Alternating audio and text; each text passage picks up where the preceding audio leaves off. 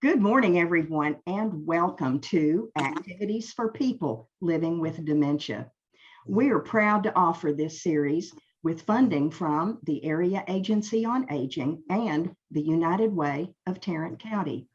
Some of our programs are recorded and some are made available for viewing through a YouTube channel for future use.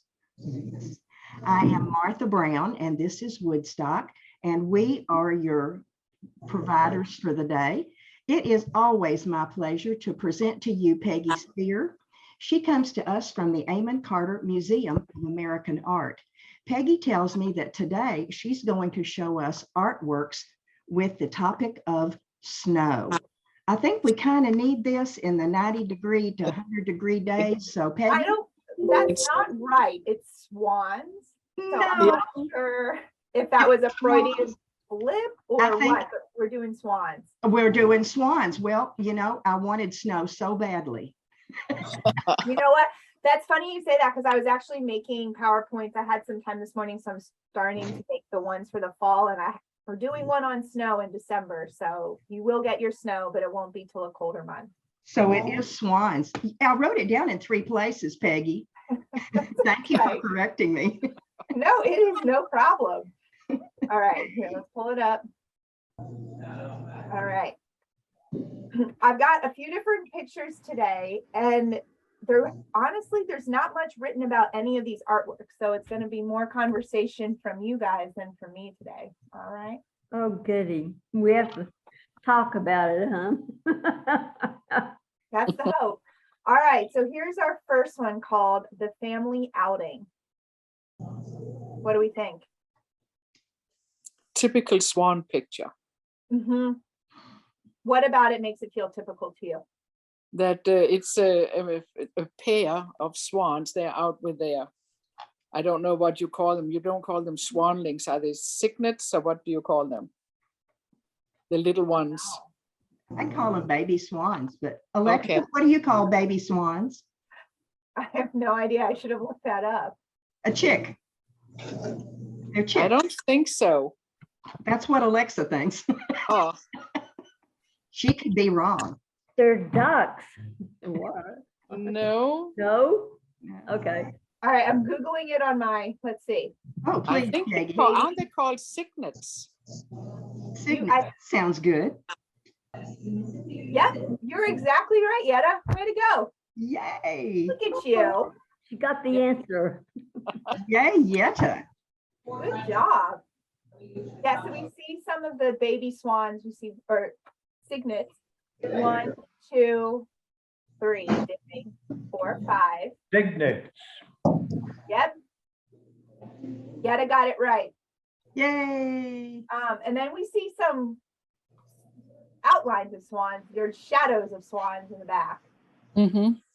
Yep, back there in the back. Yeah. It almost looks like there might be a person sitting, but it feels kind of marshy. I don't know. Yeah, I don't either. So we've seen drawings from, or illustrations. This is a lithograph from this artist before. His name's Buff Conrad, and he and his wife, Mary, worked together. They got married when they were in their 30s, and then they started. She was a school teacher. She was an artist, and then decided there can only be one artist in the family. So she didn't want to be an artist anymore. And so she became a school teacher. And when she started teaching, she needed things for her classroom. So she asked her husband to start illustrating things for her to use in the classroom. And it was during that time that they decided they would write children's books together. So they wrote their first children's book in 1937. And over the next 25 years, they wrote another 13 books. And their books were nominated for Caldecott Awards and Newbery Awards. So their books were recognized and appreciated by audiences. So a lot of themes in the books had to do with nature. The ones we've seen in the past were of deer. They were kind of haunting looking fawn and a deer situation. Their eyes were there was the same style of black and white lithograph. But anyway, so this theme of nature, of family and nature was popular, and just, I don't think this was in any book that I've been able to find, but similar styles were in their books. I think it's pretty. It's just, you know, like Yetta said, a classic Swan picture. I like the little guy in the lower right-hand corner. Mm-hmm. This one, yeah. Yes, he almost looks like a caricature. Mm-hmm. Do Yeah. these swans have sharp bills or do they have brown tips? It looks like they're straight across. Yeah, I think they're pretty flat. Hmm. We'll look at a photograph of a swan so we can identify that there. Good. All right, so we're going to go to another. Whoop, there we go. Totally different vibe for cigars. So not children's book, but adult product. This was the tobacco label packaging from a cigar in the 1800s. So the fact that we even have this in our collection is kind of funny, because this was meant to be trash. It's something, it would be like if you held on to a cigarette box or something today, you would generally throw that out. So the fact that this exists is kind of cool, because we're able to see then, and you know, and mostly in its entirety, a little bit missing here. But what do you see? Would you have guessed this for a cigar company? No. No. Mm-mm. You don't see anything cigar like in this photograph, or in this photograph. I do not. This particular company, we actually have a couple other of their labels out on view right now in the galleries, which this is the first time I've seen them on view since I've worked here. This one is not, but it's all generally the same type of thing. It's a very idyllic setting in these situations, in these scenes. And so what's more idyllic than swans just gliding across a pond? And so you see these beautiful birds, beautifully dressed people having a nice day by the water. So this was what, 19th century advertising. This was like very typical of the time. Mm-hmm. And a puppy. And a puppy, yeah. Mm-hmm. Who doesn't love a puppy? Yeah. You know, and you see the American flag. So there's that patriotism involved. And this style of advertisement was very popular, and this technique was very popular at the time too. So this is just a really good example of what advertising in the mid to late 1800s would have looked like. Sorry, guys. It has ducks besides swans. Say that again. It has ducks besides swans. Yep, you're Yep. exactly right. And Oh, it was meant to stand out on like a crowded shelf of cigarettes and cigars. It was meant, I mean, and this would draw you in because it's such a happy and peaceful scene. Mm-hmm. Mm-hmm. And so the one that's up in the galleries right now is, if I remember correctly, it's like a little cherub angel baby sitting on a half moon in the celestial sky. I mean, like, it's very, again, sentimental and kind of cheesy, but happy. Okay. wow. So, And a gorgeous house. and yes. But what are those little things, you know, up in the corners in the upper right and upper left corner? They look like wild animals of a sort. They You're do. right. They kind of look like griffins. I think it might just be part of this. It's meant to look like Roman or Greek architecture. Okay. So kind of giving it more of a more clout or importance maybe than it might otherwise. I think that it's also helping frame Yeah. the image within itself. So if this were on a cigar box, it would, I don't know, it would feel pretty chic if you were opening it and closing it, you know? Mm-hmm. So we're seeing it out of context, which is really hard to imagine this, like if you were to walk into, you know, whatever your bodega or, you know. So Peggy, Yeah, is this just a label or is this the top of the cigar box? It's the label that would have been applied to a cigar box. Okay, got you. So a little bit of both. And cigar boxes got used for a lot of things, mostly broken crayons. Yeah. And buttons. And buttons. I was gonna buttons, say, yeah. there was a lot of button storage in my grandmother's house.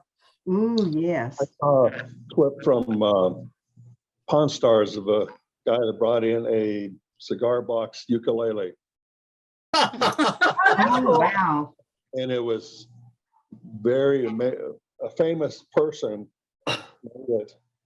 And it was like really unbelievable how valuable it was, Mhm.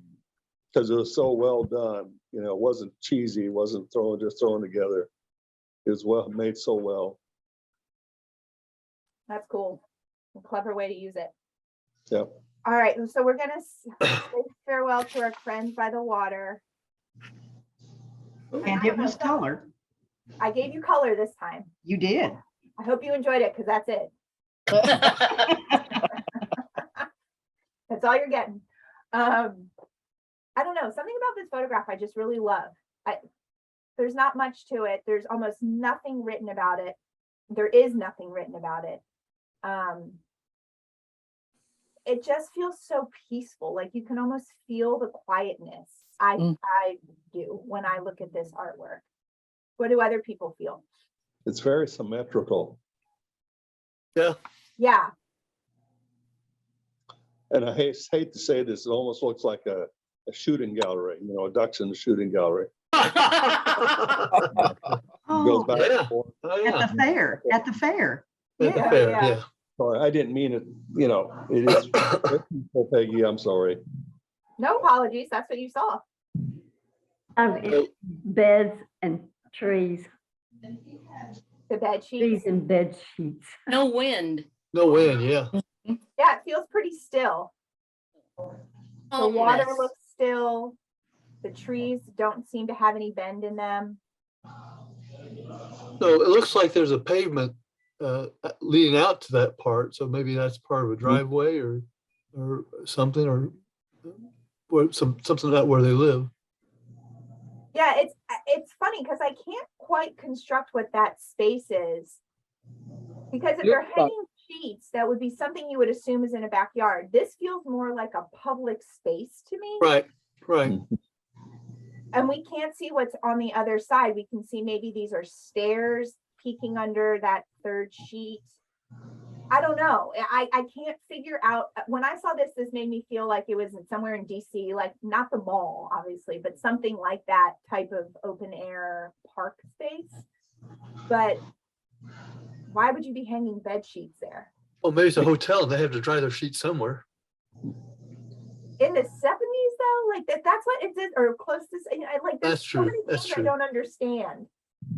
It could be one of those art demonstrations, where the people hang cloth and different things in different places. Yeah, that is true. I mean, like a Christo and Jean-Claude Yeah. were artists during this time, Mhm. yeah. But I couldn't find anything about where this was or what was actually happening. But just a little bit about the artist. This, the photographer was a really well-known commercial photographer. I could not find this tied to any magazine or advertisement campaign or marketing campaign, but he was in Cosmopolitan, Better Homes and Garden. I mean, you would have seen this photographer's work in most mainstream magazines. And so he was really well known. And this is just, I think, to me, it feels more like a personal photograph than a commercial photograph, but I don't know. I could be wrong. I think it's interesting to see the bricks. Yeah. Very And pretty. are the sheets hanging over the water? It looks to be that Looks way, like- yes. You don't think it's just at the edge? Yeah, it might be just the edge. Maybe it's like two poles are right on the edge of the Otherwise, they pavement. can't reach it. Yeah. I know, that's why I can't figure it out yet, because it's covering the brick. So there has to be some, or it's behind, brick is behind it. So there has What to do be you some mean? sort of, The bricks? Is that not, that's the water right down there, Well, there's a brick wall, like a retaining wall. but that will be on the other side. Right, so that's why I think the sheets appear to be over the water. But how do they get them out there, Peggy? Yeah. I don't know. That's part of the confusion. I don't know what. This I'm so- doesn't make sense to me. It feels more like an art installation than any sort of function, but Mhm. Could it be like some kind of a private boat ramp, and then they just have their for Huh. clothes right there, and they can put in a canoe or whatever down. oh yeah. Yeah, I don't know. I know we don't see enough. We need him to step back and take another picture so we can see more of what's happening around it. Yes, we do. It does look more private than public. In that lower right-hand corner, right under the right sheet, looks like something metal, like maybe a car. Oh yeah, you're right. I saw stairs, but now that you're Oh, saying yeah. car, Yeah. yeah, and it might even be, yeah, that now I'm seeing more of what Yetta's saying. It's like there are poles on this side of and it's hanging Mhm. right Yeah, on the edge. Will But it we don't remain think an of- mystery? But are they not the trees that are mirroring down in the water? Yeah, here there are. Mhm. Yeah. But I'm saying if there were like poles or something on the edge of this brick retaining Yeah, wall yeah. on this But side. Oh, yes. That's what I think it is. Yeah, I'm seeing that more now too. But the thing is, then there aren't Pins. clothespins. It's like almost like it was threaded through. Or the clothespins are from the other side somehow, and we just don't see them. Yeah, maybe. that's why I think it was an art piece. Like they do in New York when they hang all that gold. Y'all Mhm. remember that gold walkway in New York? Yeah, that was Christo and Jean Claude. Whew, fabulous. All right, well, we'll leave this mind pretzel, and we'll go to our final artwork, and it's a lithograph called, I'm sure I'm saying it wrong, Lowengrin. Lowengrin. Lowengrin. I figured Yetta would probably have the best accent for it. She would. Lowengrin. Have you seen this No, performance before, ballet? no. Or I guess it's an opera. Lohengrin, it reminds me of something musical. Yeah, it's an opera. It's a German opera actually. Oh, okay. That Reminds me of Martha with Woodstock on her head. It does. Touche, Phil. we need to get you this leotard then, Martha, with this little. Oh, I need the little frou-frous around the middle. You got your Halloween costume decided now. I do. And now I need a paper swan to go with me. Yep. Oh, How funny. So isn't Lohengrin the bridal march? I don't know enough about this. That would if this is a bride, then that would totally support what you're saying. I don't know enough about this. I think it's a fairy tale. Lowengrin, do you know it, Hans? The bridal march does come from opera, Okay. and it's not a happy scene, which is why a lot of ministers don't want people to play it. Oh, interesting. Mhm. You see it more in the movies than you do in life. Mhm. Lohengrin, the opera, was written by Wagner? Wagner. Wagner, yes. And he's not very he doesn't usually make happy music. So it's part of the Night of the Swan legend. The night of the what? The night The of Night of the Swan. The swan. night, but like KNIGHT. Like night as in Yeah. shining. Yeah. I think the song, what we call the wedding song, if I remember right, was a parody. It was not, it was something Wagner was making fun of Christianity and weddings. it was just kind of like, So Yeah. that's why the ministers don't want to play it. yeah, yeah. Huh. I've never heard that ministers don't want to play it. They I've never don't. heard that. I've been married that many times, I know. Oh, that's funny. That makes me laugh. So, this Night of the Swan, I couldn't again find almost nothing written about this particular lithograph, and it's in museums. Different museums have a print of this. You can see in the bottom, sometimes it says 23/30 or whatever. So this is the 23rd edition or print within this edition of 30. But anyway, the artist himself spent a lot of time over in Austria and Germany, so in Vienna and Berlin specifically. And so because this is a German opera, he probably saw this live and he was a real observer of social interaction, social scenes. And so this going to the theater, as we've talked about in other sessions, going to the theater was one of those things in the early 1900s where it was go to be seen, and the socialness of it was kind of the people watching too. So this would have been something he probably saw when he was over in Europe. Yeah, according to Wikipedia, that it became popular when it was used in the processional at the wedding of Victoria, Princess Royal, to Prince Frederick William of Prussia in 1858. Ooh. Okay, and yeah, and this, I believe, the Lowengrin was made in 1850, so it might have been. Yeah. Yeah, it was first performed in 1850. Yep. And I'm reading that. I don't know. I'm reading it. Yep. That's what I see also. So it was popular Yeah. of the day. Yeah. And so I'm not sure if there are other scenes he did from this particular opera. That he in his life made over 600 lithographs, so he was constantly creating. But in this one we see a kind of cute, like when you talk about a caricature, almost a caricature of a swan, Mhm. which Yeah. I'm sure people would recognize. I mean, the title gives it, but if he was the Knight of the Swan, then that was probably his sidekick or his icon, so people would know. Mm, Well, now you need to do a whole series on opera, Peggy. that's right. I don't know if we have any.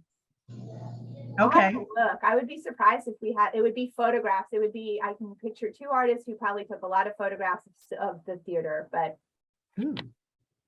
for all truths. It also says the opera is 4 hours and 35 minutes long. Oh Wow. my goodness! I know it's 3 acts, so you need a meal in between each act. It's longer than a lot of marriages these days. It is. Especially in Hollywood. Yeah, really. But I want to tell you, Peggy, that the swan is the Danish national bird. Oh, it Mhm. is. Ooh. So do a lot of like households have a picture of that bird, like the way the eagle is everywhere in America? Is it No. like that? No, No. it's such a pretty bird.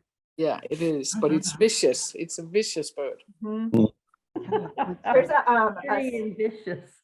there's a swan and like bird duck pond not far from the museum down in the West 7th area, and the swans are pretty docile because there's always people feeding them, so they'll get real close to you expecting food. It scares me every single time because Mhm. especially when I have kids in the stroller, because they're like eye Mhm. level with each other. I'm like, all right, we're leaving. Everyone pack it up. You know that the artwork on that cigar box, Uh-huh. the girl held the dog, and I think it was because the swans Yes, I think so too. Yes. Wait, now we got to look at it again. Hold on. Great observation, Yetta. Because the one swan over there is fluffing his wings. Oh, yeah. Oh, Yeah. yeah. Yeah, they're trying to Spoken feed the like ducks and the someone who swans knows are what moving swans in. do. Yeah, It's a little dog and the dog is scared. Mhm. yeah, and that Yeah. side eye she's given. And the ducks are kind of cool, though. Yeah. Mhm. I guess they're happy living with the They swans. kind of look like mallards. Yes, mallard, right, rather than a Susie. And then Yeah. look, it looks like she's got food in her Yep.